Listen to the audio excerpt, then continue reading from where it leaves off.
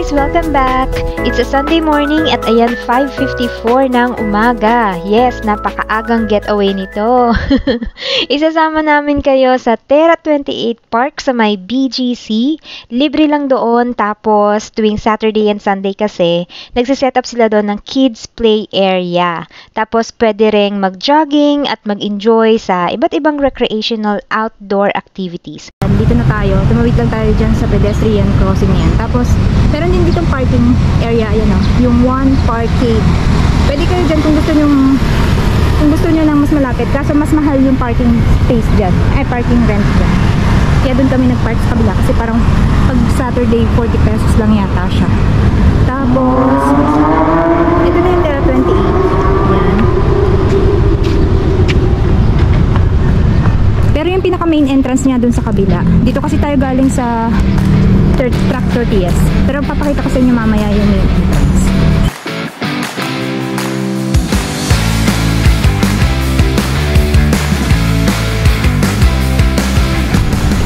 Dito, madami din dito nagja-jogging. Pero, ito.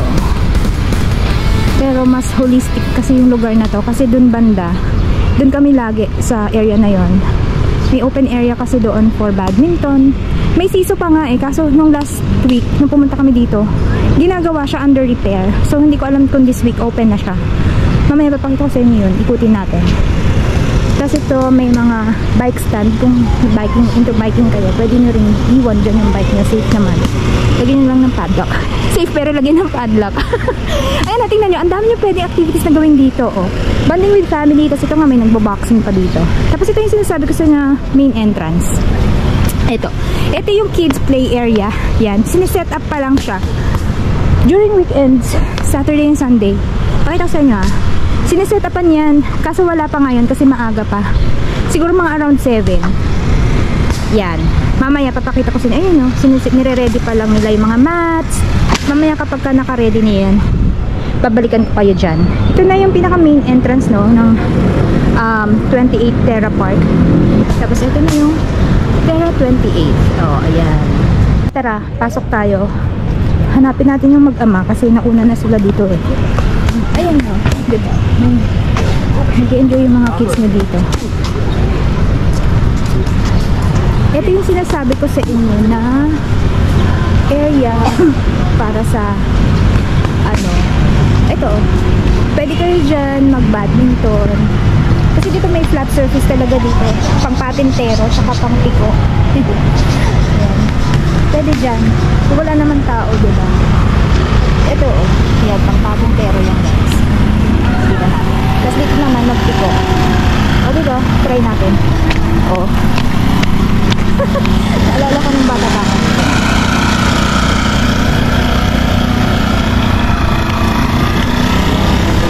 Maraming open area dito guys. Kaya for everyone yung place na to. Ay, ito ginagawa pa rin. Ito yung sinasabi ko sa inyo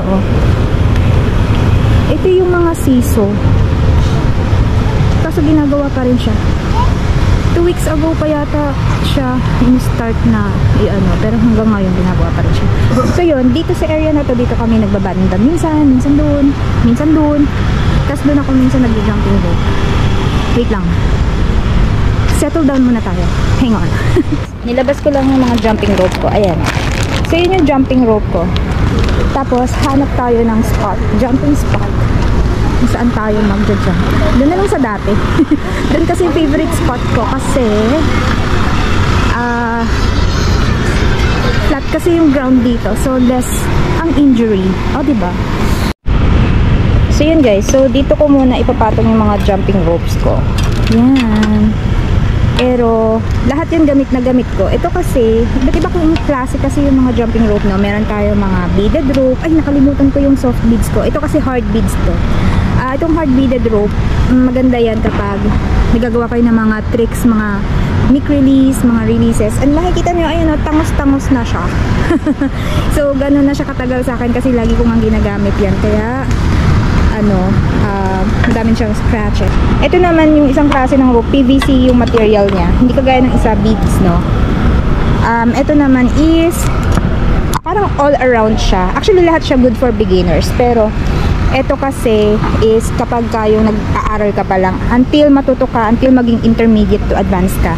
And kung makikita nyo, ayan, from the makapal na end, ayan, makapal-kapal pa siya dyan, makapal siya. Tapos ito, ayan na siya, panipis na siya ng panipis. 2 years ko na kasi talaga siyang ginagamit. And ang ganda kasi talaga niyang gamitin. Kaya kita nun naman, oh. Actually, humihingi na yan ng kapalit. Inaantay ko na lang na maputol talaga siya para makabili na ako ng bago. But anyways, madami pa naman din akong extra. Yung nga lang, yung PVC ko kasi, ito lang siya. Yung PVC rope ko. Pero I'm planning to buy a new one na. Jump rope ko nga pala is from Jump Manila. Hi, Jump Manila. Bakya naman. Ayan. Pati yung ano ko, t-shirt ko for today. Wait, pakita ko sa inyo. Ayan. It's from Jump Manila.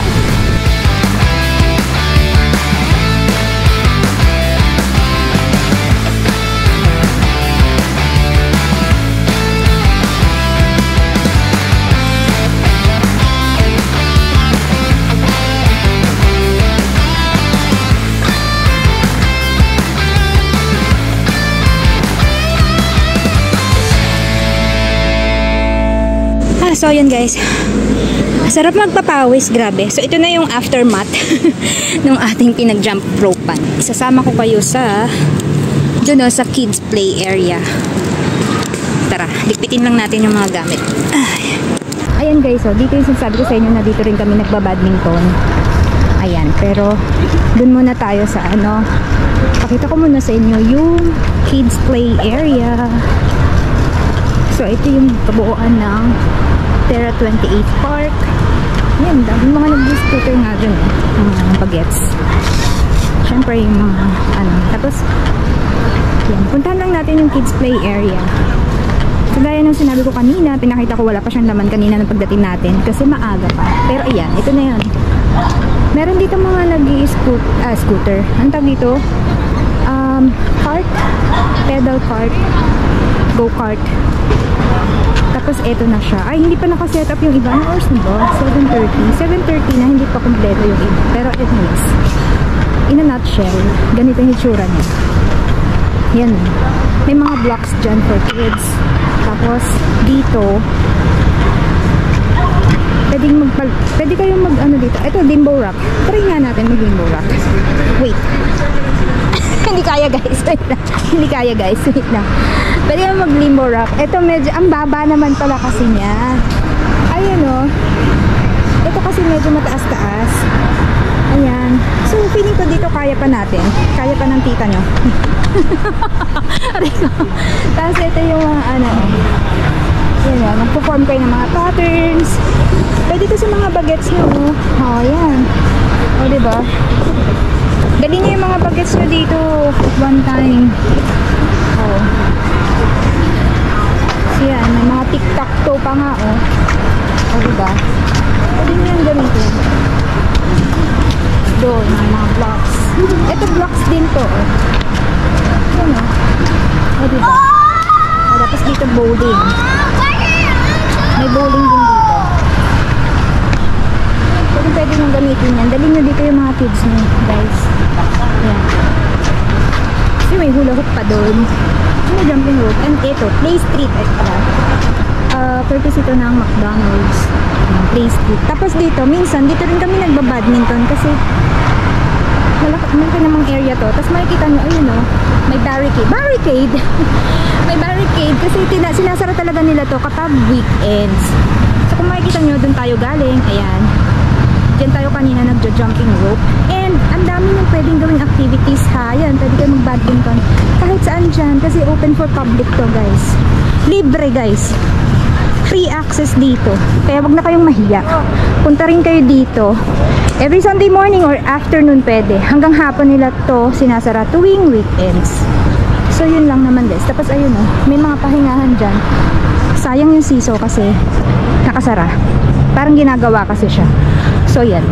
Tapos dyan may mga dining area dyan oh. Pwede kayong kumain dyan. So yun.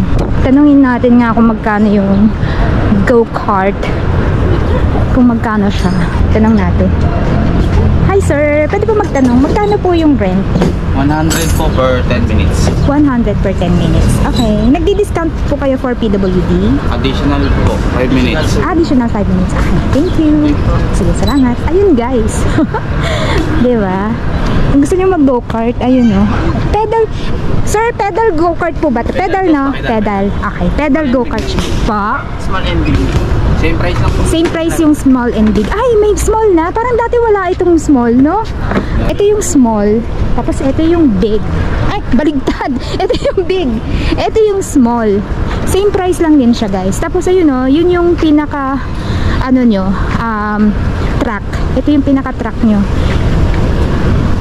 Push button for cigar. Ay, pa ganun sila, diba? O, yan, dyan kayo. Dyan kayo sa track na yan. Tapos paikot lang yata eh. Oo, paikot lang siya. Diba?